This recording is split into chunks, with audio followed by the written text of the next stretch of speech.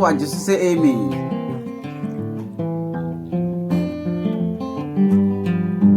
Yeneja was through. We didn't want to. Wahinimra, your penya was a season. Send me a no surun, my entertainment. Fire and so chain, said the end the chair one dianaka.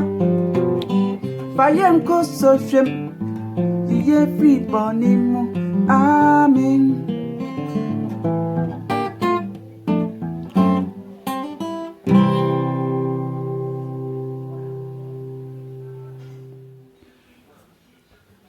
Hello, Memo Bibia Aquaba, and let the chin quan and make a main cambrofo. Memo Bibia Aquaba, a bag guitar at the say so. Midiane Daniel Boateng. Ne additional Yaa Amponsah. Addition Hunu a tosso me. A far di kind yes, quanya. Ebe faso a yekokromuti a yesebe kunkokromiti no de bebo bass ni bi ana yehwe kwanya ye nsa ni fan so yebetimi ede abo na nsa di kan so na eka ho na nye ni nyina no na esese ne so mesa eba mo mfidie esubiu na mede ne ntoaso ebremu sabre sa wo hweme na wonka guitar de suan hu a obro ni se subscription no so hu mede brofo ba ko afam subscribe to my channel no why na menhwe video no keke che ema foforo nso nya so mfaso afi mo nsem comment so hu fa wonsem atwire nsem kakra egu ase se wani gi adesuan ho wani anye ho ede na wo hwehwe wa hu miye hu de ehawo na ye nyina ye ntoto adwene aya ma wure mfi se wani beji eho give a thumbs up so hu enti ene ede no yen shasie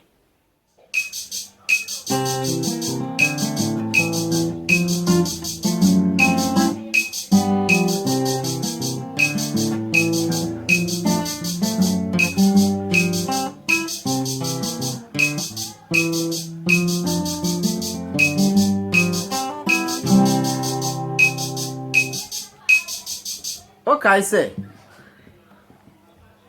nhunumadi se di kan no yebo bibi ti sei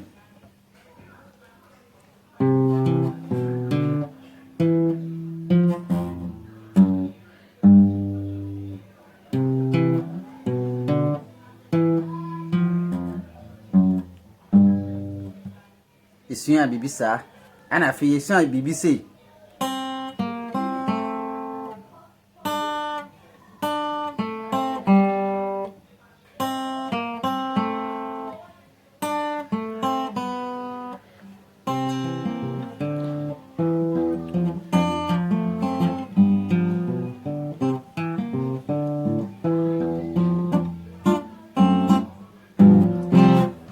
so ene yede ebi ebehihyimu yede ebi ebehihyimu na mepese enka wonso de wasua duro no enka bema manso mafili bie so hu ka ba manso mahu se de wasifa sua duro na ya hu se de sifa be no enti ene de na ye besua no de beka ho no me bebo na afi machichemu nkete enti fa ayini tum mame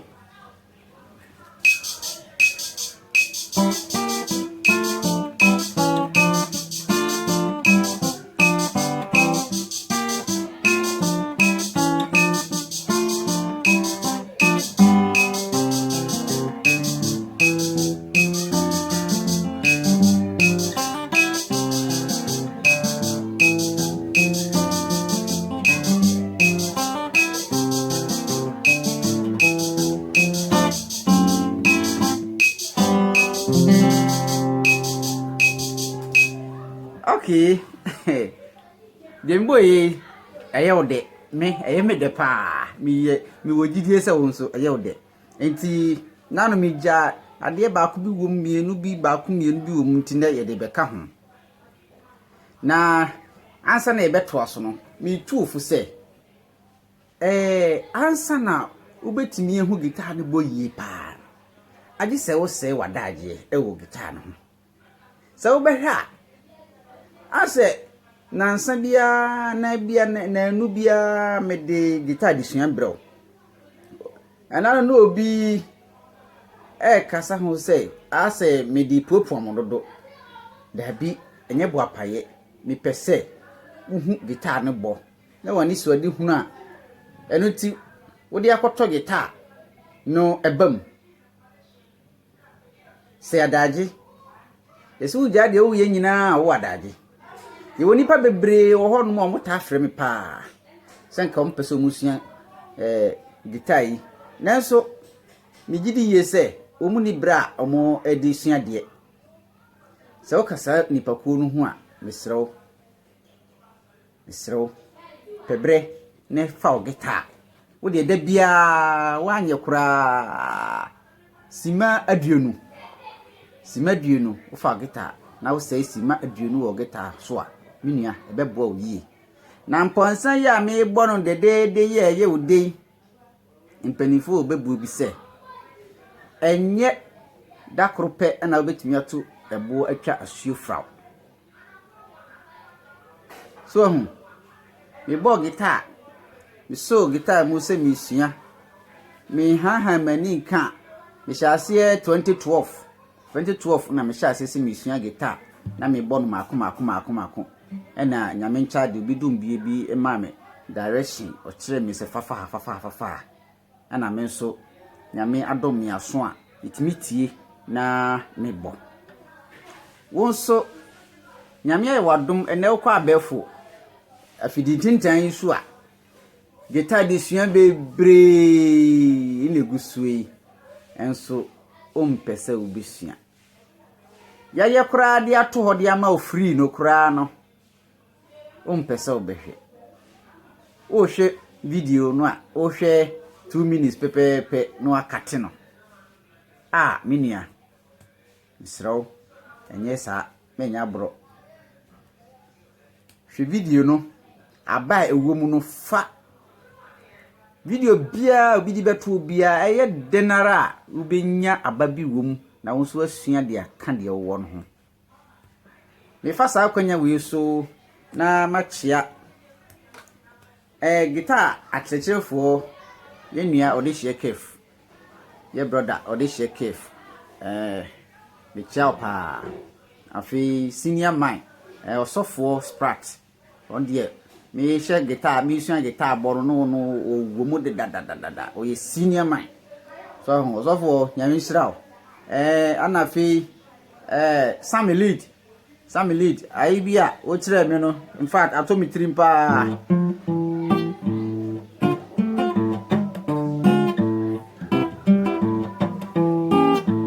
fa yini tum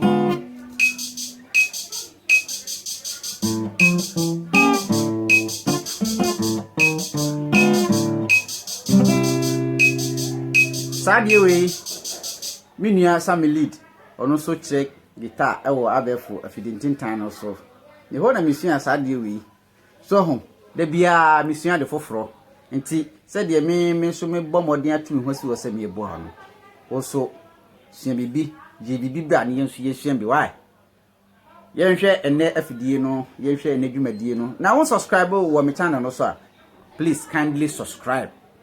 If you don't understand the tree I'm speaking, please, I want you to subscribe to my channel.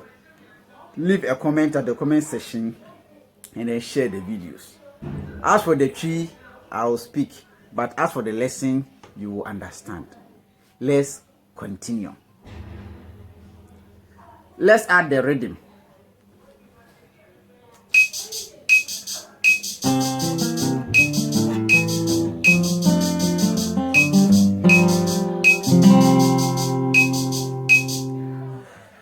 So, what I want you to do is this. Now no yes do mi ti re. Okay, do mi ti re. Mi fa, then we played fa, fi, so, ti.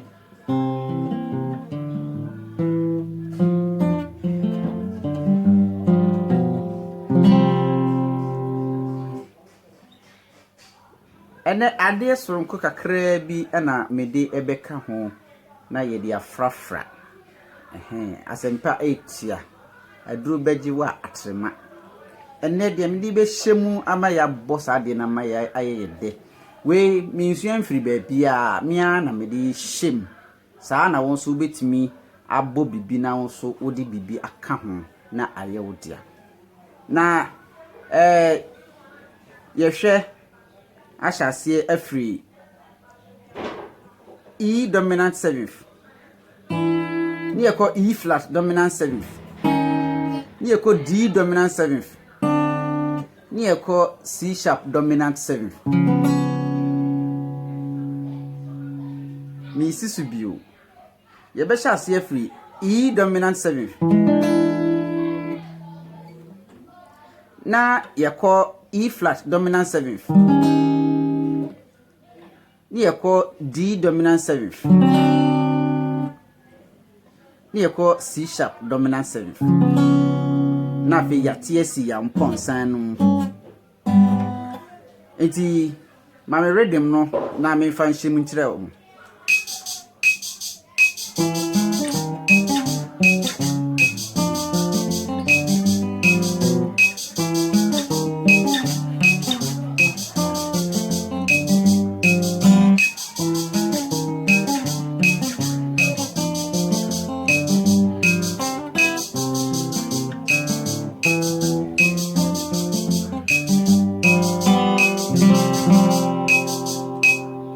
Okay, enti se de na make ho asem no. Me shase wo E dominant 7th. Me se ni fa no so no. Check se me se ni fa no so ye kama. Aha, me se ni.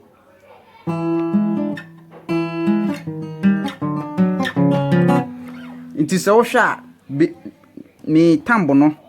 Me right tambo no e bo bibi se. Sa ni eye. Me right tambo no, that is what it is playing. At E dominant 7th it plays E flat dominant 7th, D dominant 7th, C sharp dominant 7th. Good. Then my first finger is doing this.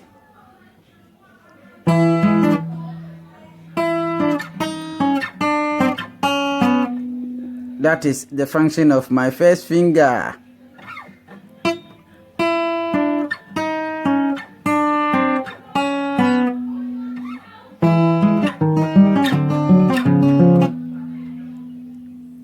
This is view.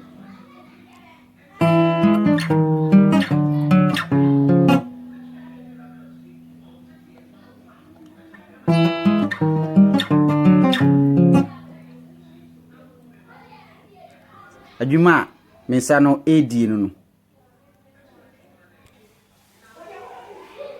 Ansa na yebeto aso no se won subscribe e wo me channel no so a me press subscribe why Ghana way mon subscribe na mon hwe video no e si trese e twan why ha na mon share mon fa comments no so emra na mon ma me mo yo fa ready me tum na afi yen kambom na yen hwa de.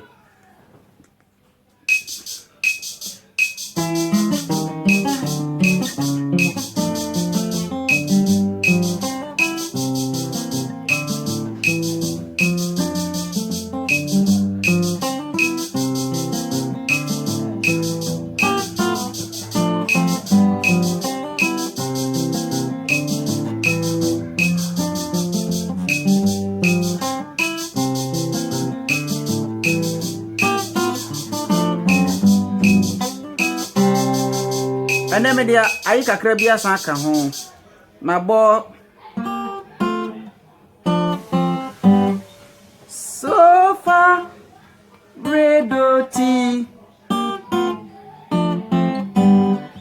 ene de me de aka ho ba ko so no so far redo ti enti de me beka maka nyina ne se mintimi enchichire wo nsa wo guitar no so nemom se wankasa wo se wadaade na wo fa mmere edi mmere e fa guitar na wo tena ho wo hwe videos yi a ye wo YouTube bi so na se wo so besua guitar sua no be ye fofofo e de amaw so enti na aha disua no ene de me de be kan ho ni me say E dominant 7